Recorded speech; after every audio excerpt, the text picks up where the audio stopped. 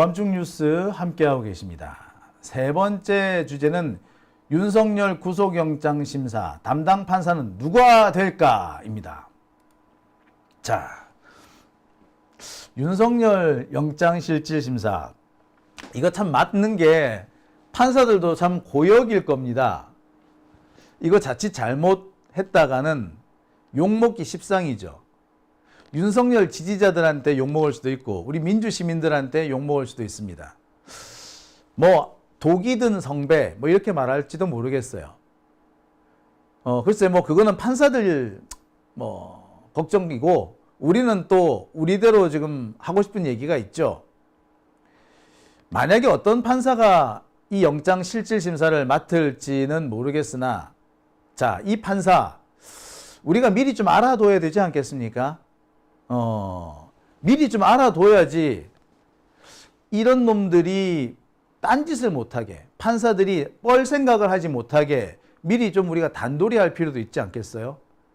자, 제가 준비한 세 번째 주제. 그래서 누가 이 영장 실질 심사를 맡게 될까입니다. 누가 될까요? 뭐 아시다시피 윤석열에 대한 구속영장이 전격 청구가 됐습니다. 뭐 여러 가지 혐의, 총 4가지 혐의가 적용이 됐죠. 이 4가지 혐의로 적용된 구속영장은 서울중앙지법 영장전담재판부가 관할하게 됩니다. 만약에 이 혐의가 아니라 내란 혐의와 관련된, 그러니까 이미 기소가 되어 있는 내란 혐의로 영장이 청구가 됐다면 영장전담재판부가 아니라 지기현 판사가 영장 발부 여부를 판단할 겁니다. 하지만 이번에 발부되는 청구되는 영장은 기존에 기소가 되어 있는 이미 기소가 되어 있는 내란 혐의와는 별개의 혐의입니다. 기소된 것과는 별개의 혐의로 영장이 청구됐기 때문에 이것은 영장전담재판부에서 관할합니다. 자, 서울중앙지법 영장전담재판부 이 재판부에서는 아마 수요일 정도 좀 늦어지면 금요일 정도 이날쯤에 영장을 실질 심사할 겁니다. 근데 늦으면 늦을수록 욕먹게 될 거예요. 수요일을 넘어가는 순간부터 시민들의 분노가 점점 치솟을 겁니다. 일반적인 시민의 경우에 영장 실질 심사가 이렇게 늦게 열리는 경우는 없어요. 영장이 청구가 되면은 하루 이틀 사이 영장 실질 심사가 열리기 마련입니다. 근데 일요일 날 청구된 영장을 금요일쯤 돼서 실질 심사한다? 예, 그 자체로도 비난을 받을 수밖에 없을 겁니다. 그만큼 법원으로서는 부담이 되는 거죠. 따라서 영장 실질 심사 저는 수요일이 마지막 한계라고 봅니다.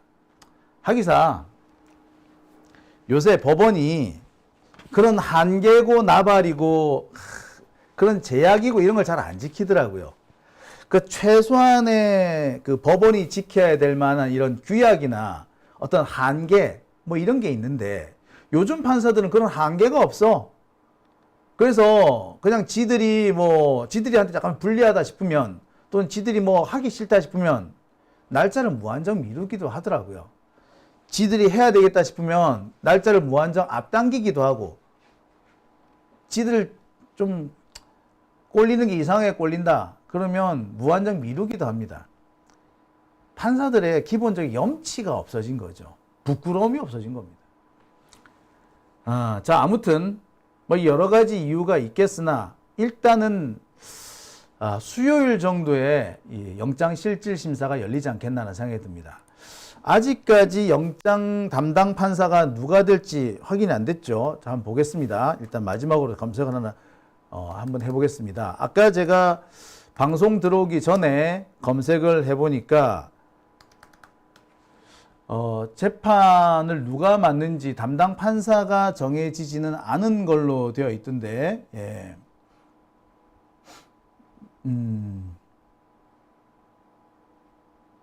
네, 영장, 예, 담당 판사는,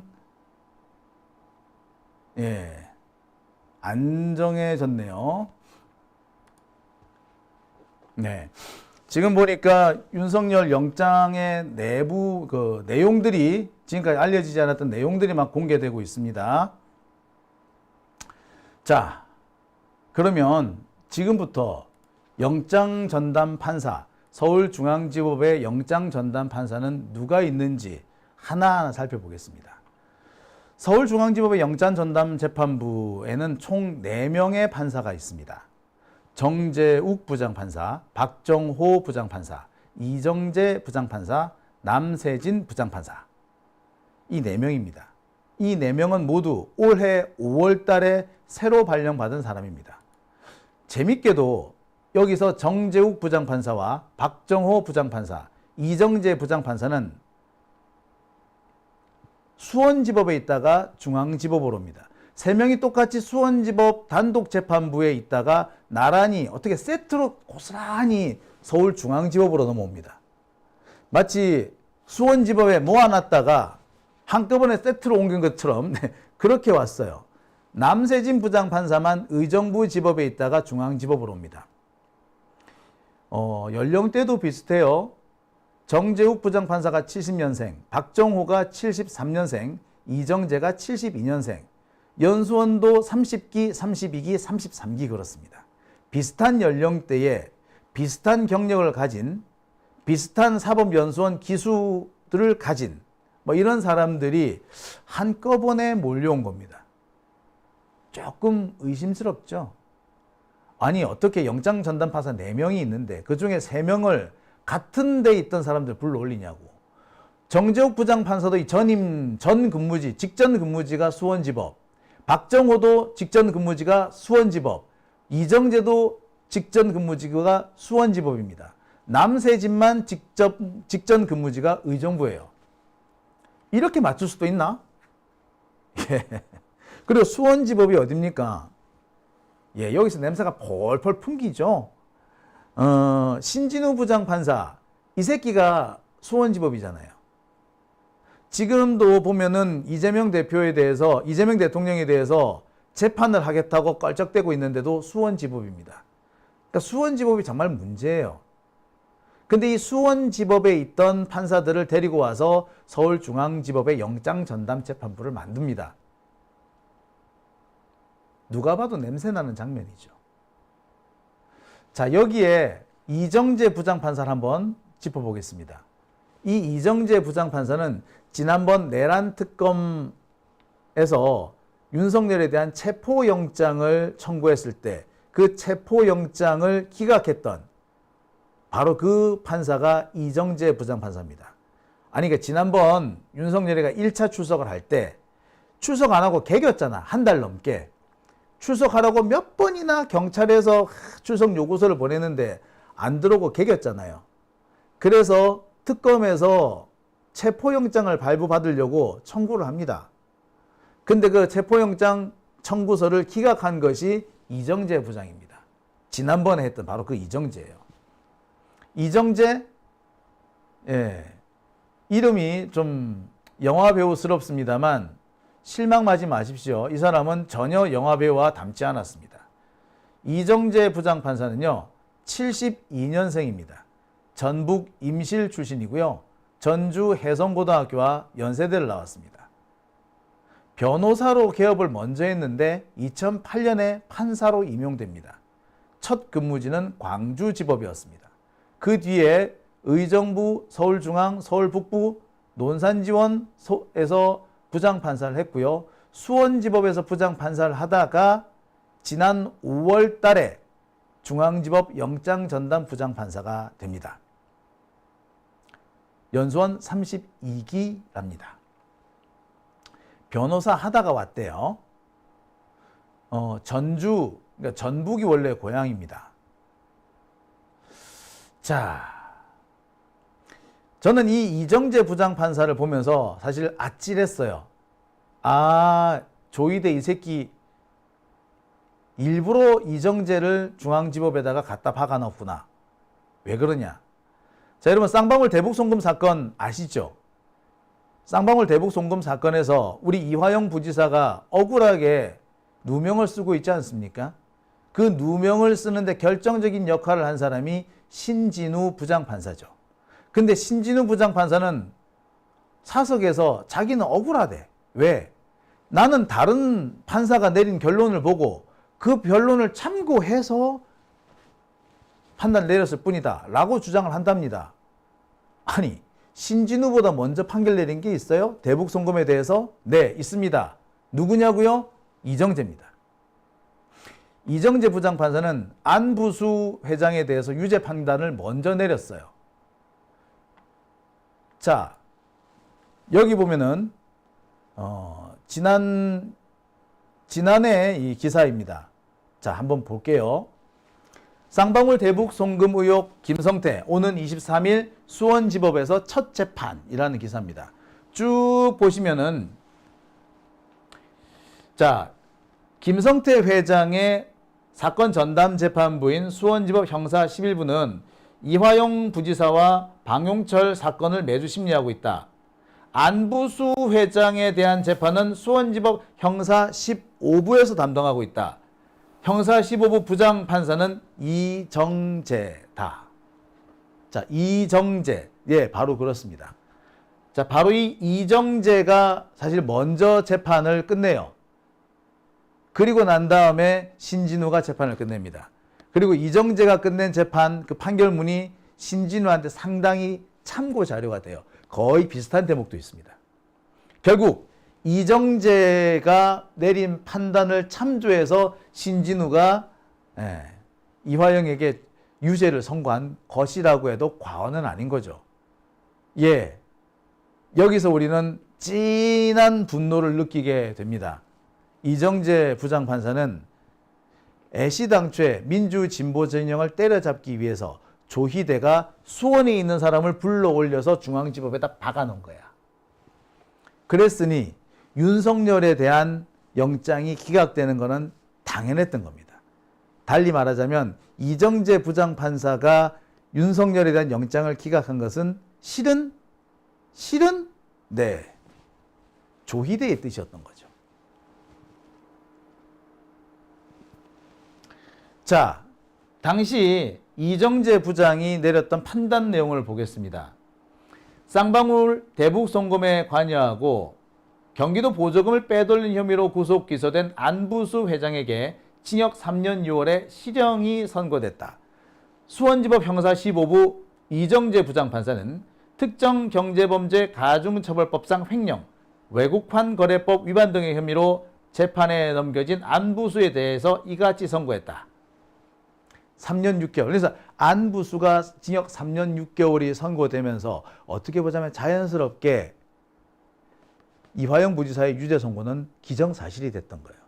신진우가 우리로서는 정말 열받는 얘기지만 뻔뻔스럽게 내가 잘못한 건 아니야. 나는 이미 앞서 내려진 판단을 참고해서 그걸 따라갔을 뿐이야. 라는 식으로 변명을 한다고 해도 열받는 것 외에 할 수 있는 게 없는 이유도 여기 있습니다. 먼저 한 게 맞아. 누가? 이정재가. 결국 우리는 몰랐지만 신진우만큼 나쁜 놈이 누구였다? 이정재였던 겁니다. 그러니 윤석열을 기각해 준 거, 윤석열 영장을 기각해 준 겁니다. 와, 우리가 몰랐던 사실이 여기 있었네요. 우와이씨. 자, 그런데 말입니다. 이 이정재 부장판사는 아주 황당한 판결을 내리는 게 있습니다. 이 기사를 한번 잘 봐주십시오. 상담하자면서 교실에서 여제자를 추행한 40대 고교 담임에게 집행유예가 선고됐습니다. 누가 선고를 했다? 예, 수원지법 형사 15부 이정재 부장입니다. 징역 3년에 집행유예 4년입니다. 교사가 학생을 추행한 범행이기 때문에 죄질이 좋지 않다. 상담 명목으로 학생과 성적 대화를 하는 등 추행을 했고 학생의 신뢰를 이용해서 자신의 욕구 만족을 위해 피해자의 신뢰를 악용했기 때문에 비난 가능성이 더 크다. 그렇죠. 학생은 선생님을 믿지 않았겠습니까? 근데 선생님이 그 학생의 믿음을 이용해 가지고 학생을 성추행했다면 이거 완전히 개새끼지요. 누구 말 맞다나 거세를 당한다고 해도 할 말이 없죠. 근데 집행유예래. 와, 씨. 이 판결을 누가 내렸다? 이정재 판사가 내렸답니다. 우와. 왜 이런 짓을 했느냐? 추행의 정도가 중하다 보기 어렵고 반성을 하고 있으며 초범인 점을 고려했다. 추행 정도가 뭐 심하지 않았던 모양이죠. 반성하고 있고, 아, 진짜 열받네, 씨. 네. 누구라고요? 이정재라고요. 와, 이런 판사니까 이랬던 거지. 더 웃긴 더 웃긴 사건 판결도 하나 보겠습니다. 생후 88일 된 영아가 보챈다는 이유로 이불을 덮어서 살해를 한 엄마가 있어요. 그런데 고의성이 없다고 해서 집행유예가 나옵니다. 우와, 씨. 고의성이 없어요? 고의성이 없어요? 생후 88일입니다. 100일이 안 됐어. 100일 안 된 영아. 아, 울 수밖에 없지. 애기가 울잖아. 근데 애기가 운다고 이불을 덮었다? 그거 죽었다? 아, 진짜. 엄마가? 근데 고의성이 없다고? 아, 씨발, 미쳤나, 씨. 누가 이런 판결을 내렸어요? 이정재 부장판사. 와, 이 개새끼다, 그죠? 참. 예. 참 조희대스럽네요. 판사가 적폐라고 합니다만, 진짜 판사가 적폐네요. 근데 여기까지는 약관지도 모르겠습니다. 자, 다음 판결 하나 볼게요. 여러분 그거 기억하십니까? 스카이데일리인지 뭔지 하는 그 이상한 신문. 그 이상한 신문에서 지난번에 아주 황당한 가짜 뉴스를 보도하죠. 선관위에 중국인 간첩 99명이 있다가 체포가 됐는데 미군 기지로 이송이 됐고, 뭐 미군 기지에 있다가 오키나와로 옮겨갔네 어쩌네 하는 뭐 그런 기사. 이거 뭐 소설도 이런 소설이 없잖아요. 자, 그 기사를 쓴 기자가 공무집행 방해 등등의 혐의로 구속영장이 청구가 됩니다. 그런데 그 기자를 풀어준 사람, 그 기자에 대해서 구속영장을 기각시켜준 사람이 누구? 예. 그게 또 이정재입니다. 예. 중국 간첩 99명 이 가짜 뉴스를 퍼뜨린 스카이데일리 기자에게 구속영장을 기각시켜줬어요. 아이씨, 진짜 뭐 이런 새끼가 다 있어, 이거. 예, 그렇습니다. 애시당초에 이 새끼는 윤석열 같은 놈을 풀어주려고,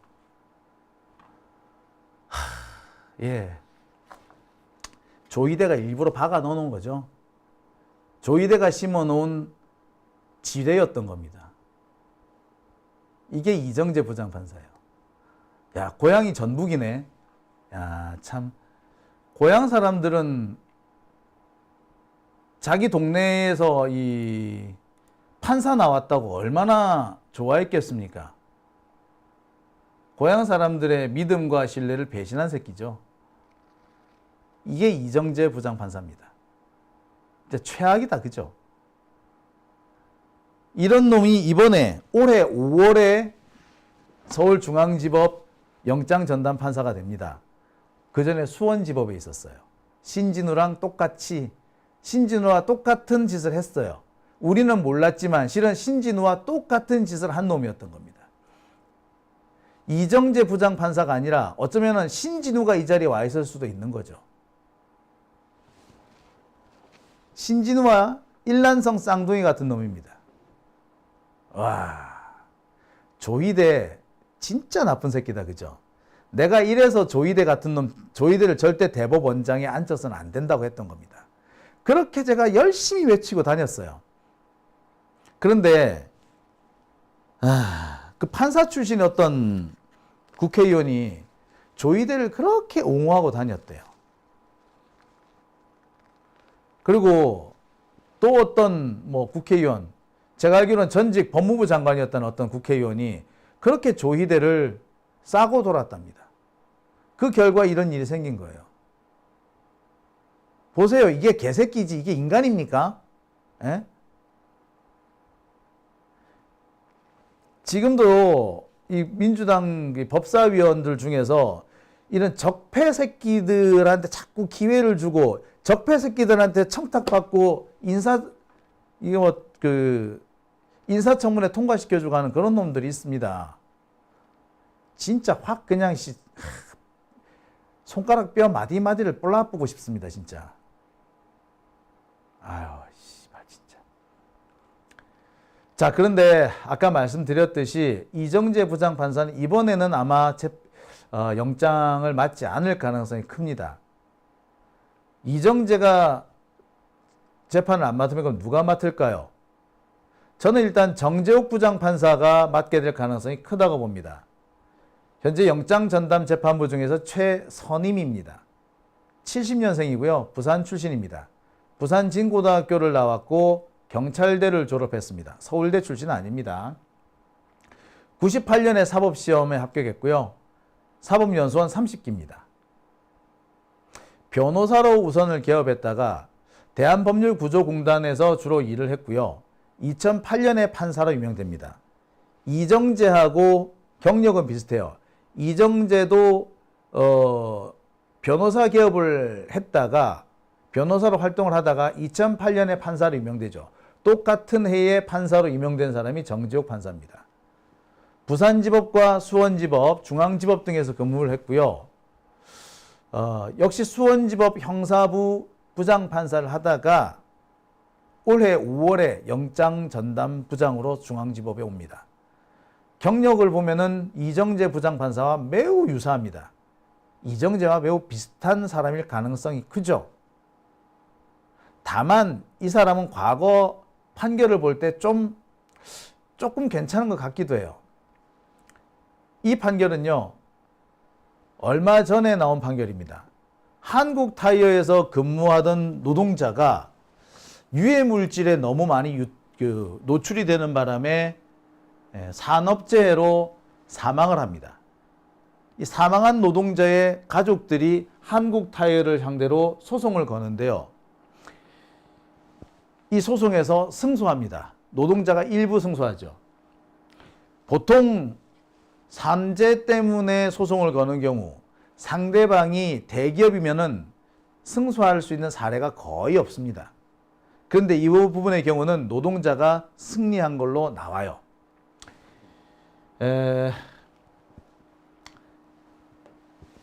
배상금은 너무 작죠. 사람이 죽었는데 1억이라니. 참, 이것도 부인에게는 1,400만 원, 자녀가 3명이 있는데 자녀들에게 각각 3천만 원씩, 그래서 9천만 원, 다 합쳐서 약 1억 몇백만 원을 지급하라는 판결입니다. 너무 헐값이죠. 하지만 그나마 승소 판결이 나왔다는 게 다행스럽습니다. 이거는 정재욱 부장판사의 판결입니다. 자, 서울중앙지법 민사 63단독 있죠. 정재욱 부장판사입니다. 또 다른 판결이 하나 있습니다. 수업 시간에 집중을 안 하고 딴짓을 한다는 이유로 7살짜리한테 꿀밤 10대를 때린 수영 강사가 있습니다. 이 수영 강사한테 아동학대죄가 적용이 되죠. 꿀밤 10대를 때리고 벌금 150만 원이 선고됩니다. 벌금 액수가 좀 작다 싶을 수도 있습니다만 꿀밤으로 계산해 보면 작은 거 같지는 않습니다. 그죠? 꿀밤 한 대에 15만 원이었다는 셈이죠. 근데 나쁜 놈이긴 나쁜 놈이다. 그죠? 7살짜리가 뭐 그럴 수도 있지. 그렇다고 애를 때려? 꿀밤? 말이 꿀밤이지. 꿀밤을 10대 때리면 애는 좀 많이 서러웠겠다. 그죠? 근데 아무튼 이런 판결을 내렸습니다. 판결 내용을 보면은 정재욱 판사는 글쎄요, 조금 판단을 해볼 필요, 조금 좀 지켜볼 필요가 있겠죠.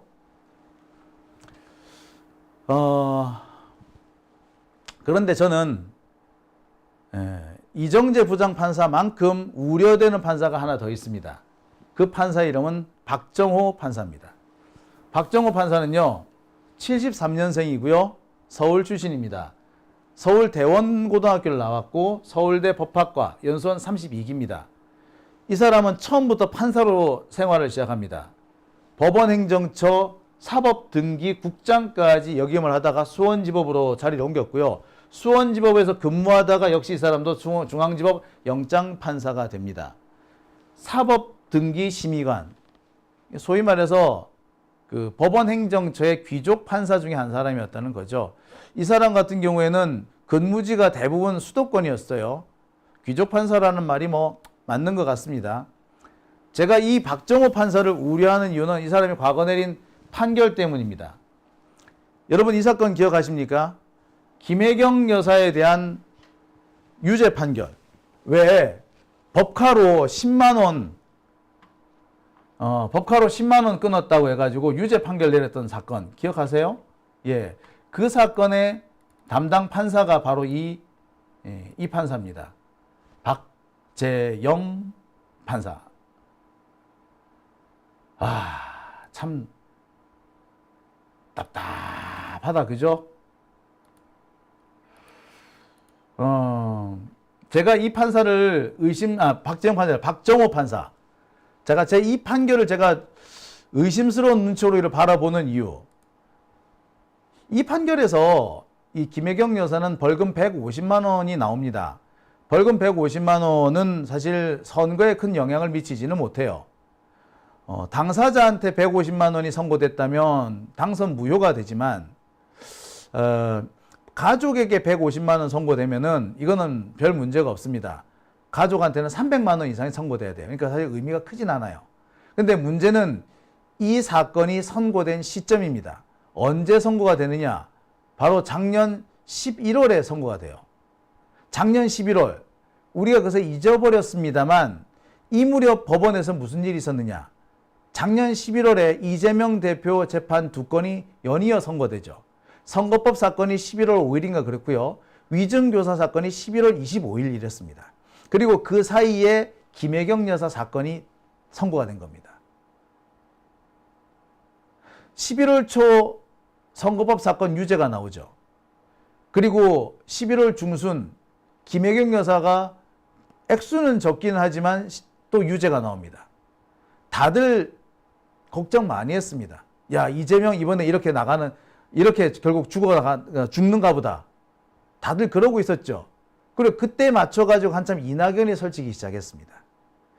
이낙연은 그 전부터 11월 위기설을 퍼뜨리고 다니면서 이재명이 쫓겨나면 자기가 그 자리를 차지하겠다고 이를 갈고 있었던 시기입니다. 바로 그 시점에 이 사건 선고가 이루어지는 거예요. 원래 이 사건은요, 작년 8월에 선고될 사건이었습니다. 그런데 갑자기 변론 재개를 해버립니다.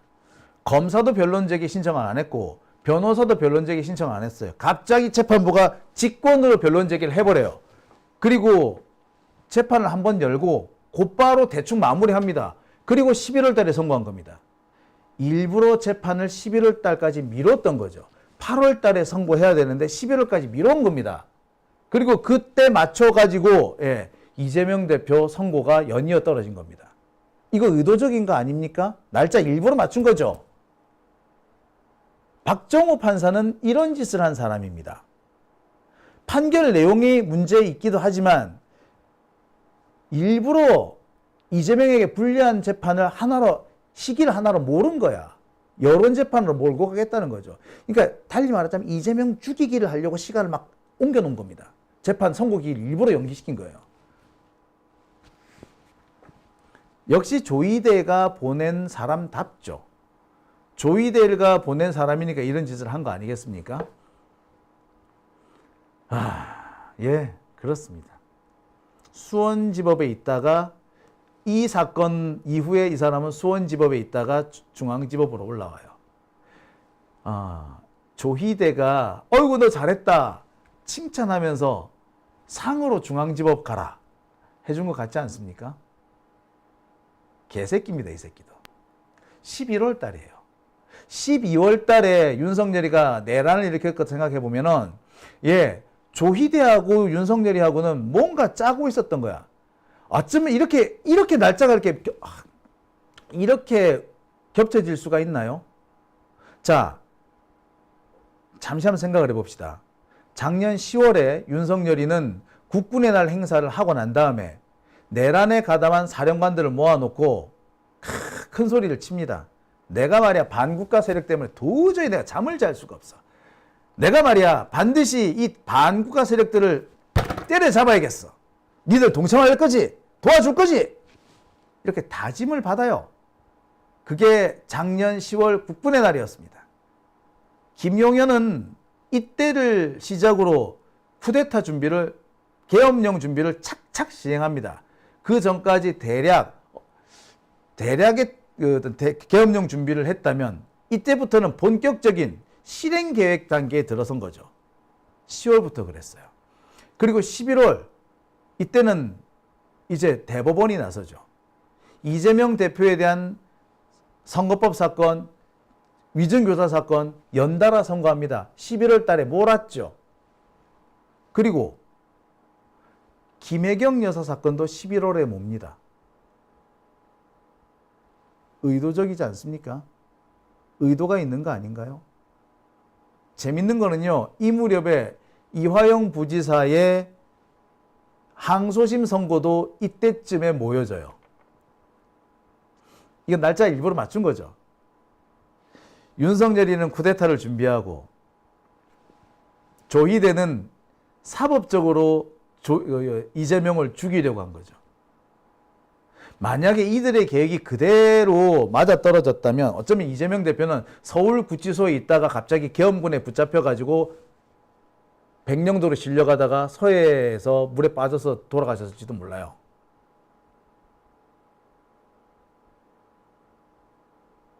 예, 그죠. 와, 무섭습니다. 와. 자, 그러면 서울중앙지법 영장 전담 판사 4명 중에 3명이 완전히 이거 블랙홀이네. 이정재는 진짜 볼 것 없는 쓰레기고, 정재욱도 그나마 좀 나아 보이기는 하지만 약간 의심스럽죠. 아까 말했던 이정재 부장판사하고 경력이 너무 비슷해요. 박정호 판사, 얘 완전히 조희대의 꼬붕이죠. 조희대가 시키는 대로 하기 위해서 8월 달에 선고가 내려질 걸 일부러 시간을 끌어서 11월 달에 날짜 맞춥니다. 이 새끼도 진짜 쓰레기, 개쓰레기죠. 4명 중에 3명이 그래. 그럼 1명은 누구야? 네. 나머지 남은 1명이 남세진 판사입니다. 78년생이고요. 대진여고 서울대 법학과입니다. 대진여고인 거 보니까 아마 이 친구가 아마 이게 그 상계동 사나 봐요. 네. 2001년에 사법시험에 합격했고요. 연수원 33기입니다. 처음 시작을 중앙지법 판사로 시작했고 동부지법, 대전지법, 의정부지법에서 근무를 했고요. 의정부지법에 있다가 중앙지법 영장판사가 됩니다. 아직까지 남세진 판사에 대해서 뚜렷한 판결이 나오진 않았습니다. 그나마 이 사람이 조금 낫다 싶긴 한데 안심 못하죠. 조희대가 불러올린 판사라는 점에서 이 사람 역시 어떤 속내를 하고 있을지는 알 수가 없어 보여요. 자, 어떻습니까, 여러분? 제가 서울중앙지법 영장전담판사 4명을 쭉 읊어드렸습니다. 조희대와 뗄래야 뗄 수 없는 관계들 맺고 있는 사람들 같지 않습니까? 조희대로부터 분명히 뭔가 지시를 받았을 만한 그런 사람들 아닌가요? 야, 그나마 남세진 판사가 났는데 참, 이거 뭐 믿을 수가 없네요. 참, 네. 예, 대한민국의 적폐는 역시 판사였습니다. 그리고 그 적폐 판사의 핵심이 조희대였습니다. 아우 덥다. 자, 가만히 생각해 보면요. 이재명 대통령 정말 대단한 겁니다. 그러니까 이재명을 죽이기 위해서 군인도, 검찰도, 정부도, 심지어 판사들까지도 다 짜고 치고 있었던 겁니다. 그것을 뚫고 대통령이 된 겁니다. 대단합니다. 그 대통령을 우리가 뽑았죠? 예. 우리 시민들도 대단합니다. 적폐들이 저렇게 꿍꿍이, 곳곳에 함정을 파뒀는데 저 함정을 우리가 다 뚫고 넘어온 겁니다. 와. 이재명도 대단하고요. 우리 국민들도 참 대단한 것 같습니다. 자, 장용진 TV에서는 영장 전담 판사가 누가 될지 정해지면 다시 한번 여러분들께 이 소식 전해드리겠습니다. 다음번에 전해드릴 때는요, 그 해당 판사의 과거 판결 낱낱이 확인해서 정말 탈탈 털어드리겠습니다. 오밤중 뉴스 함께하고 계신 지금 시각 1시 4분 지나고 있습니다.